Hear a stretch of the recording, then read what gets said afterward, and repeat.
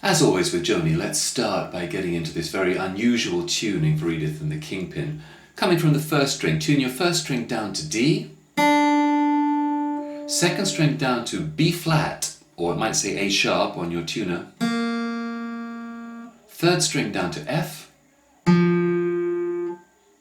fourth string stays on D, fifth string down to G, and the sixth string down to C. Doesn't really make a particular chord, just makes a very it will be a chord, but a very jazzy sounding one on the open strings. And as a result of that, you can see on your tab that she creates some chords that have extraordinary names if we analyze them, but it's really about moving shapes up and down the neck. Okay, now one other quick thing to say before we get into the introduction to this song. The original studio version on Hissing of Summer Lawns buries Joni's guitar deep in the mix. You can't hear it clearly. It's the lead guitar that you hear clearly. That first thing that you hear on the song, the first guitar riff, is the lead guitarist's part. Joni's part is actually very beautiful, but for some reason they lost it really in the overall mix. So the part that I'm going to play is not one that you hear clearly on the original track. I hope that's okay for you, but it's very lovely and it is what Joni's playing. The intro goes like this. And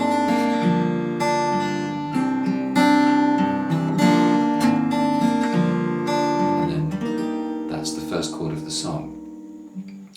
She's going to start with this shape. Third string, 7th fret, and then a block 3-string chord at the 8th fret, 6th, 5th and 4th strings. Quite a squeeze to get those 3 fingers in there, but you need all 3. And she's going to play this pattern. 6, 4 and 3, and then come up the open strings, first, second, then the fingers come away and you want 5, 4 and 3 together, 1, and it's kind of a brushy 1, so you'll probably get a bit of 2 as well, 5th string again, kind of for texture, so the rhythm is going 1 and 2 and 4. Then we want the home chord of this song, which is a C chord, technically C add 9, and you make it with an A shape. A shape down at this end of the neck, but the bass note is the 6th string. As I think with every chord on this song, the bass note is the 6th string. And she's going to play 6 and 2, 3, sort of a brushy strum from the first string, 6, 5, 4, and then a brush up on the open strings because you'll be moving back to the original chord shape again. 1, with the 6th string, 1 and 2 and 3 and 4. Here are the 2 bars together, slowly.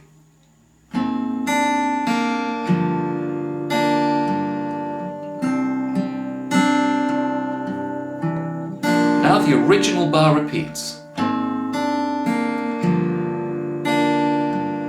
but it doesn't go back to the C chord here. It comes to a C minor 7 chord, which is a 4-string bar, top 4 strings at the 5th fret.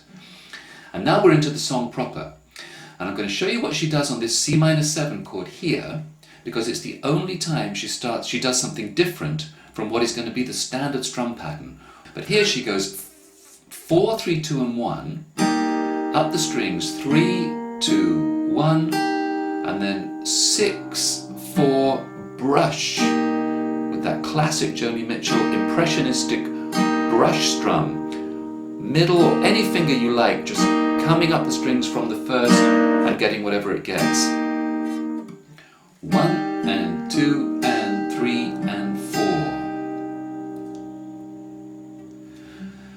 Now she does the same thing, but she introduces the bass note of the 6th string. So it's 6, 3, 2 and 1, 3, 2, 1, 6, 4, brush.